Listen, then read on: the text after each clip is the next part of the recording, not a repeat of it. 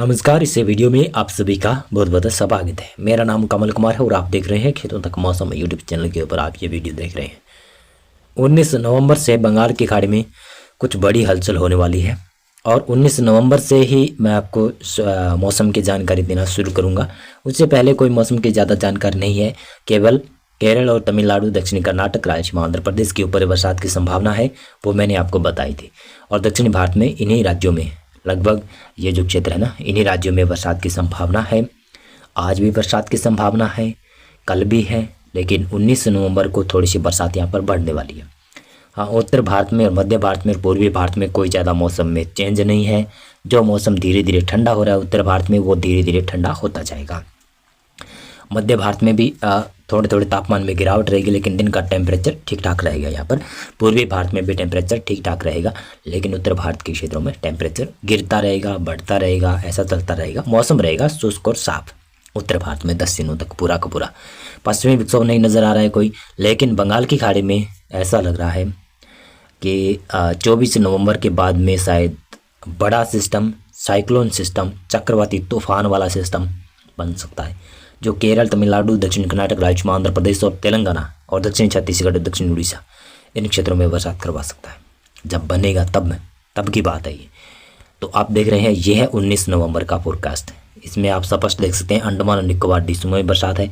दक्षिणी भारत में केरल और तमिलनाडु, दक्षिण कर्नाटक, रायलसीमा, आंध्र प्रदेश में बरसात की संभावना है। लक्षद्वीप में बरसात की संभावना है। पूर्वोत्तर राज्यों में भी थोड़ी बहुत बूंदाबांदी की गतिविधियाँ पहुँचने लगेगी वहाँ पर। और 20 नवंबर को संभावना क्या है?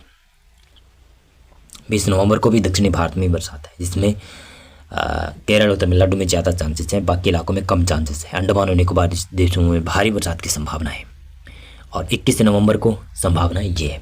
21 नवंबर से बरसात में बढ़ोतरी होने लगेगी दक्षिणी भारत में, और बंगाल की खाड़ी में बड़ा सिस्टम धीरे धीरे उत्पन्न होता जाएगा।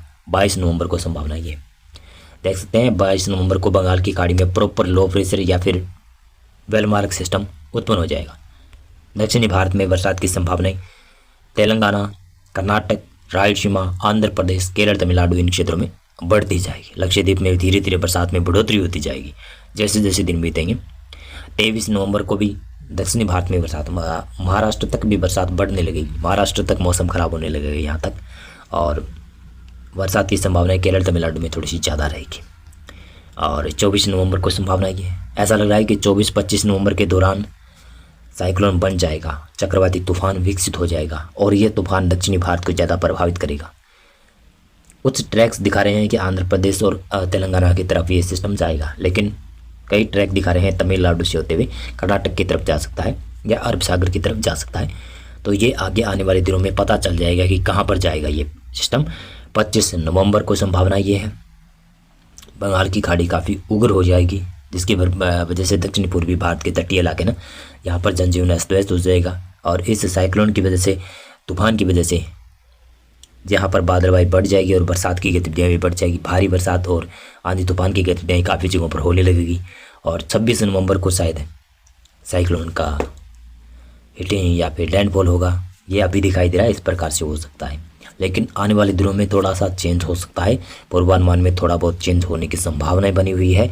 अभी तो ये वेदर मॉडल दिखा रहा है कि तमिलनाडु से होता हुआ अंदर जाएगा, भारत के दक्षिणी इलाकों में अंदर जाएगा, लेकिन अगर चेंज होता है तो आंध्र प्रदेश तक भी आ सकता है, तेलंगाना तक भी आ सकता है। यानी इन जगहों के ऊपर ही इसका लैंडफॉल होगा, और वह मैं आगे आपको जानकारी दे दूंगा कि कब लैंडफॉल होगा, कब इसकी सक्रियता होगी, कितनी इसकी सक्रियता होगी, इसके बारे में मैं आपको जानकारी दे दूंगा।